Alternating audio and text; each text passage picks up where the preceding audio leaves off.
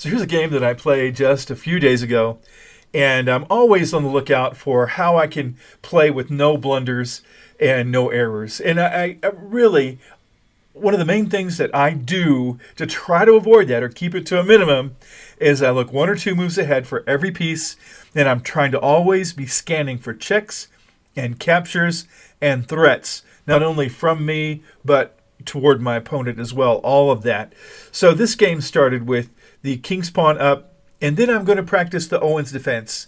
And I get the pawn up to b3, and then my opponent just takes complete control of the center. He has both center pawns. These are all book moves. So far, I get my bishop out to completely control the diagonal because I have hopes of, if I get a chance to go here and, of course, capture that bishop, if I get that open all the way, which is possible.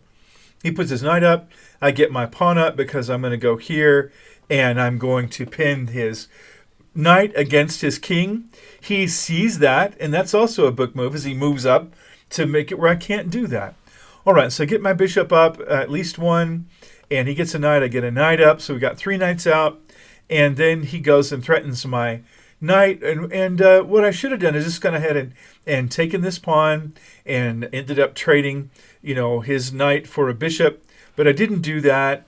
I decided to kick his bishop, and then I made a decision that I would go here and threaten this piece, and I wanted to go here and have him go there, and it would definitely be entrapped. But it didn't work out that way, and even when it became clear that he wasn't going to let me trap his bishop, I went ahead and continued my playing anyway. I got here to protect my pawn, so I could go here without the knight taking it. And of course, he came here, and that is a questionable move by the engine. And so I move up here, and I threaten his bishop. His bishop gets chased. And so I have a really horrible situation. I have a weak pawn here. I didn't get to capture his bishop. I chased it away. But I've left myself open here. All these squares. It's just not a good situation. But that was my plan anyway, or at least in the middle of it. It was a 30-minute game. We were both moving too quickly. Shouldn't have done that. So I finally take that pawn so I can at least get a point ahead in my stuff that's going on here. And then I notice this is a weak pawn. I wish that I could go and get here, and I could fork his queen and his rook. I didn't do that, but I thought about it. And then here is a weak pawn. I did think about that, at least for a minute. So he goes here to threaten my knight. And so I decide to go up here and protect my knight. The correct move would have been here, which would have protected my knight and chased his bishop away, but I didn't do that. So he castles, and I go up here finally to protect my knight. Double protection, I guess you could say, and kicking that bishop away, which was good. He moved his bishop toward my knight, and I get my knight out, fully, developing my pieces anymore. I kind of have in mind possibly castling long, not sure, but at any rate, he goes here, and I don't realize the danger that I'm in. I just missed the fact I didn't take my time. I didn't look at what this bishop was threatening here, and I missed it. What I should have done is move my queen here, protect this knight, and then I could have kicked the bishop, and he would have had to make the decision. And his queen couldn't have come here to offer extra stuff because my pawn was protecting that square. But instead, I moved up to threaten his bishop, and he takes my knight, and I realize my horrible error. Move my king out of the way. He takes my bishop. I'm sorry. He takes my rook, and I take his bishop. And now, I am 4 points behind, and I think, well, maybe I can just do a pawn storm and cause some kind of trouble here and see what I can do if things, could possibly go my way. He takes my knight.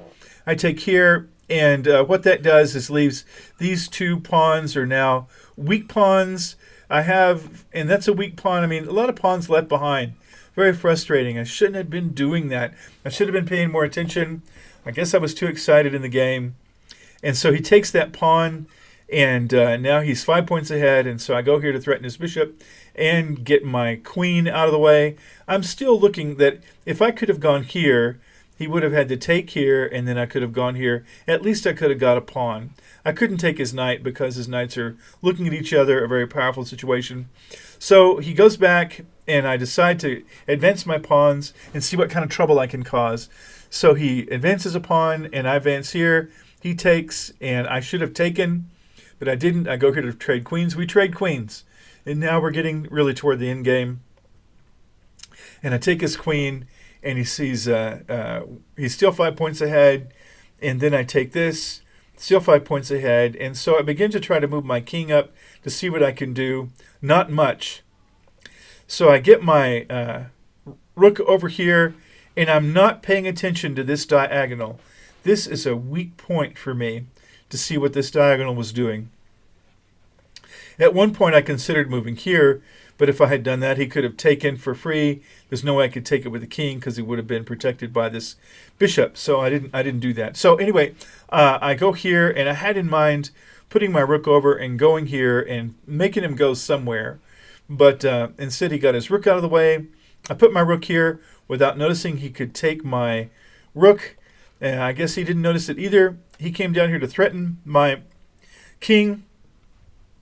And then I discovered my horrible blunder here, probably about the same time he did. And instead, I put my king down because I could take his rook. So if he took my rook, I would be able to take his rook. And he didn't do that. And he took my pawn.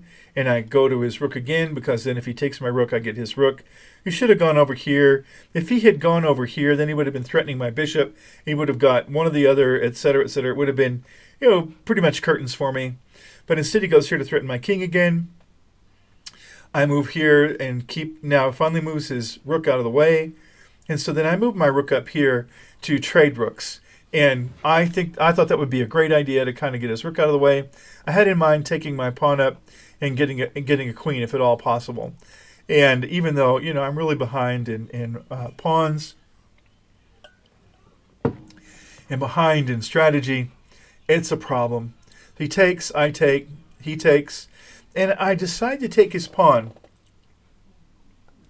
I gamed it out, and if his king was over here and I took my pawn up, if he wasn't paying attention, I could sneak up there and get a queen. So he takes, and I get my king up, and then he goes here to threaten the pawn, and I go here. I couldn't take this bishop because it's protected by this pawn. And so then he takes another pawn, and I move up, and he moves down, and that was an error on his part, because when he did that, it allowed my pawn to have free reign. So I move my king up, and he moves a pawn down. He's viewing going and getting a free queen, if at all possible. So I decide my only hope is to get my king up here to protect this square. So I get my king up, and he puts me in trouble. I put my king here, and his king has got me, in opposition, basically. He could certainly keep me in trouble if he wanted to. And so I go up, and he goes one step closer to a queen. And he moves his king over to take my pawn, probably. Who knows? Because if he moved his rook here, he'd be able to take my pawn no matter what I did. But instead, I moved out of the way, and he goes down to get one step closer to getting a queen. And I get my queen. He gets his queen. And at that point, I'm able to put him in check. And as you know, that if you can put your opponent in check enough times, you can take stuff and eventually win the game. It's whoever gets to start putting their king in, perpetual check first. So he goes here, and that was a mistake on his part. I go there because look at what I'm doing. Get his out of the way, and I get his queen. And at that point, I would have been ahead, and it would have been such a blessing. Now, so he moves up here. Here's what I should have done. I should have gone here. And then he would have had to go there, which he did. And then I should have gone right here, and it would have been checkmate, because all of his squares would have been under check. That's what I should have done. And but I didn't do that. Instead, what I did was I went ahead and because if I took his queen, all he had to do here, and it would be checkmate. And that's exactly the way the game really ended, which was so sad. But nevertheless, I learned a lot from that game. Now then, here is the bonus at the end of the video. This is a way to win when all you have left are 2 bishops and 2 kings. How in the world can you win that way? And so you go and put him in check, and he moves. The king is going to avoid all the edges if he possibly can, and he's going to try to stay right in the middle and try to get to stalemate if at all possible. So you move up here, and you're beginning to limit his world, as he has fewer places he can go. So he decides to go here, a little that direction. Maybe find a way to get your pieces, if at all possible. So now you move your piece here. Now then, you are facing an edge, and look what you've done. You've cut all these squares in control, and the king doesn't have anywhere to go except a couple of places. He doesn't want to get closer to the edge, so he moves there. So you start getting your king up into the action. He moves back and forth a little bit, and then you get your king. And now then, you've got your little army all lined up and ready to push this king all the way to the back and over in the corner so that you can perhaps checkmate a king with your king and 2 bishops. So he moves there, and then you move your king up. You're limiting his life a little further, a little more. And so he ends up having to move back 1. And so then you move your bishop there, and he moves here. You move your bishop there, and then you have your little army lined up again in front of the king. And the king doesn't have a lot of options. He can't move this way. It's your bishops are blocking everything.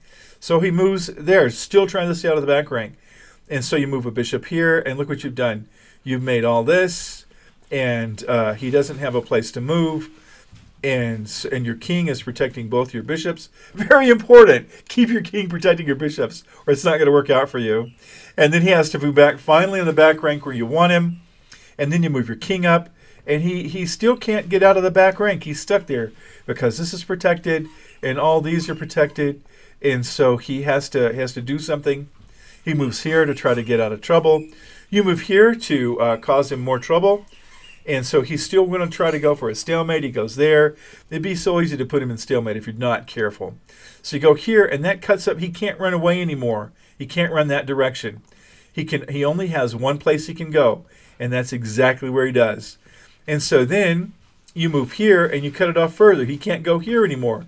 That's all protected. And so you're chasing him one place at a time. You're chasing him away. Now then, keep in mind that you want to keep your king in full opposition to his king. Once you have the king in opposition, this is no man's land, and you have a lot of control over his king. He moves his king back, and now you go here. You cut off all of his squares that he can move, and again, he only has one place he can move. He can't move here, and so now you move your bishop here, and the king only has one place he can move, and he moves here, and at that point, you move here, and it is checkmate.